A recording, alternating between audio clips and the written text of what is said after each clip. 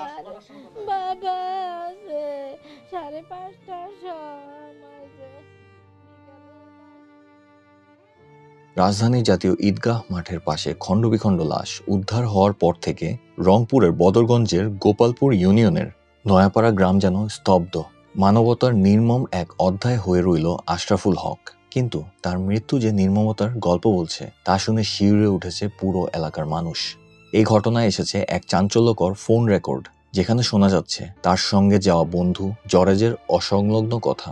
শোকের সঙ্গে ক্ষোভও বাড়ছে এলাকাবাসীর। দাবি জড়িতদের দৃষ্টান্তমূলক শাস্তি। সন্ধ্যায় রাজধানীর ঈদগাহ মাঠের পাশে সড়কে দুটি নীল রঙের বক্স পাওয়া যায়।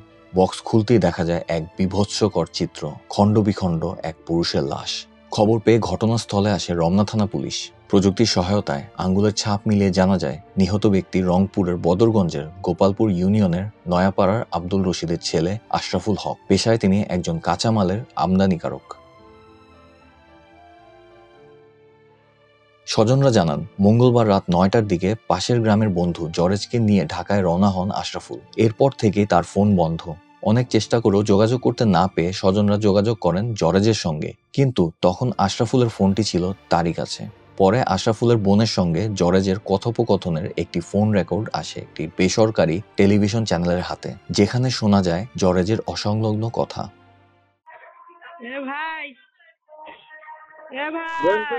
গোয়েন্দ্রা যেগুলো কথা শুনেছেন, তোমার ভাইয়ের আমি ছাড়া গোপালপুর কেউ কাম করতো না। ভাই আমার ভাই ধরে আইসো ভাই, একসাথে যে গেছেন ভাই, আমার বাড়ি থেকে সব কইলো একসাথে আচ্ছা একসাথে তো গেছি। আচ্ছা তোমরা কইলেন আমি আচ্ছা আমি তোমার ভাইয়ের কাজ করি, তোমার ভাই আমার কাজ করে কিন্তু ভাই একসাথে গেছেন। একবার কছেন ডাস্টবিনত বলে ফোন করি পাইছেন, ফির একবার কছেন আরে মাগো মা পাগল হয়ে গেলাম। এই ক্ষেতটা এখন ধরে যাওয়াটাই দোষ আমার, দোষের আমি অস্বীকার করে ওইটাই ভালো, বুঝলেন। আমি ক্ষেতটা যখন পাইছি তখন কিন্তু আমি ক্ষেতটা খুলে গেলাম, কথা বলছেন। আমি তো আর খুলে রাখিনি। উনি একটা লোক শোনেন সিআইডি হিসাবে এখন কাই তার ধরিল না ধরিল, কি করিল না করিল আমি তো ভাই জানি না। আমি যেখানে আমি সেখানেই ছিলাম, বুঝলেন। সেখান থেকে আমি ওই বাসায় তো ওই রুমেই ছিলাম। একজন আসে আমাকে ডাক দিয়ে কইতেছে তুমি আশরাফুল চেনো? হ্যাঁ আমি চিনি। বলে আসো। বলে আশরাফুল কোথায়? কোথায় আচ্ছা আসো, গাবতলি আসো। গেলাম, যাইয়া প্রথম ফাঁস আমার চেক করছে। হ্যাঁ, আমার কাছে টাকা পয়সা আছে নাই চেক করছে। আচ্ছা আমার কাছে টাকা পয়সা নাই, আমি করি কাজ, আমার কাছে টাকাটা করছি কা, বুঝলেন নাই। তারপরে ফোনটা আশরাফুলের ফোনটা আমার দিই, ওই সাম্পার ওরা দেখে দিচ্ছে ফোনটা কোথায়, ওর পাশে থেকে যে ফোনটা দিচ্ছে সেটাও নয়, যে সাম্পার এই যে সাম্পার টংটা আছে, সাম্পার টংটার আছে, ওই টংটার যা দেখেন ওখান থেকে প্লাস্টিক থেকে আমি নিয়ে আইলাম। এখন থেকেই ওই তোমার বাড়ি থেকে কেউ কেউ ফোন দিচ্ছে, কিন্তু আর কিছু আসে নাই মেসেঞ্জারে। আইলে তো হাসপাতালে আসছে, কিন্তু এখনো কিছু আসেনি। আমি কি দেবো, কি বলবো বল। তা ভাই ওই যে আমার ভাইয়ের যে নাম্বারটা বন্ধ আছে, বন্ধ থাকলে তো কেমন করে ফোন আইসে? সেইটা এই শোনেন, এই যে তোমার ভাইয়ের নাম্বার আমার কাছে দুইটা, একটা তো আমার সাথে ওয়াই 4টার পরে একবার ওয়ারে মোবাইল দিয়ে আমি কথা বলছি ওর বোর সাথে। হ্যাঁ, তারপরের থেকে আমার সাথে তার কোনো যোগাযোগই নেই। আমার যে কয়েক গেল যে সাকিটা আমি আসতেছি, সেই লোকটা নাই তো নাই।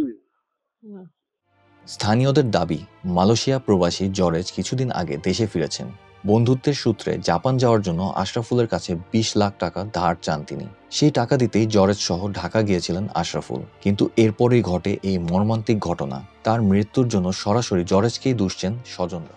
হ্যাঁ, এটা বিদেশ যাওয়ার ব্যাপারে জরেজও কিন্তু বিদেশে ছিল, ও মালয়েশিয়ায় ছিল, মালয়েশিয়া থেকে আসছে, এসে এই মাসখানিক হচ্ছে, মাসখানিক বা 1-1.5 মাস 2 মাস হবে আশরাফুল ভাইয়ের সাথে খুব একটা গাঢ় সম্পর্ক হয়ে গেছে। প্রায় সময় দেখি যে তার বাসায় এসেও মানে কাজকাম করে, এখানে আসি কাজকামও করে। এর মধ্যে এই ঘটনায় বাকরুদ্ধ এলাকার মানুষ। সজ্জন, উদার আর দানশীল মানুষ হিসেবে পরিচিত ছিলেন আশরাফুল হক। নিজের গ্রামে তো বটেই, পার্শ্ববর্তী গ্রামেও দান করতেন নিয়মিত। জড়িতদের দ্রুত বিচার ও ফাঁসির দাবি তাদের। বিচার কঠিন শাস্তি হওয়া দরকার, সেই শাস্তি যেন হয়। আমরা বিশ্বাস চাই, খনি যারা করছে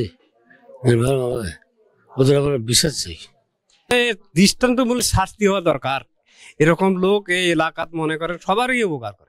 ঘটনা তদন্তে রমনা থানা পুলিশের সঙ্গে তথ্য আদান প্রদান করেন বদরগঞ্জ থানা পুলিশ।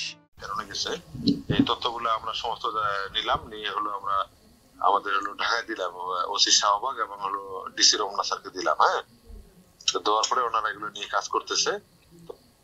হ্যাঁ, ওদের পরিবারে যাদের সন্দেহ যে ওকে যে নিয়ে গেছে ওই এই কাজ করছে এবং হলো যে মারা গেছে ওর মোবাইলটা হলো ওর কাছে আছে, এগুলো আমার সন্দেহ হলো যে তারা এই কাজ করছে আর কি। হ্যাঁ, এলাকার মানুষ এখন শুধুই সত্য উদ্ঘাটনের অপেক্ষায়।